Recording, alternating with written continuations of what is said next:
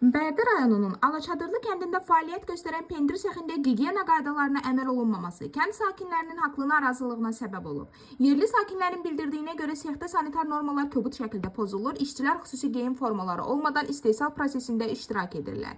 Bu isə həm istehsal olunan məhsulun keyfiyyətinə, həm də insan sağlamlığına ciddi təhlükə yaradır. Bundan əlavə, sexdən çıxan qara tüstü və zərərli tullantılar ətraf mühitə ciddi ziyan vurur.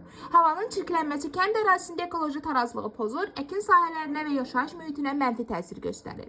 Sakinlər xüsusilə qeyd edirlər ki, bu vəziyyət uzun müddətdir davam edir və aidiyyatı qurumlar tərəfindən lazımi nəzarət aparılmır. Məlumata görə sexi Mübariz adlı şəxs işlədir. Lakin fəaliyyət zamanı qanunvericiliyin tələblərinə, sanitariya və ekoloji normalara riayət olunmaması ciddi suallar doğurur. Qida istehsalı ilə məşğul olan müəssisələr üçün gigiyena və ətraf mühitin qorunması əsas şərt olduğu halda burada bu prinsiplər açıq şəkildə pozulur.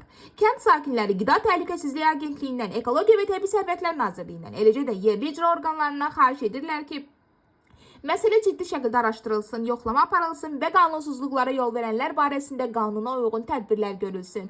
Unutmaq olmaz ki, insan sağlamlığı və ekologiya şəxsi maraqlardan üstün olmalıdır. Bu cür hallara göz yumulması gələcəkdə daha ağır fəsadlara səbəb ola bilər. Məsələ ilə bağlı araşdırmamız davam edir. Qarşı tərəfin mövqeyini dinləməyə hazırıq.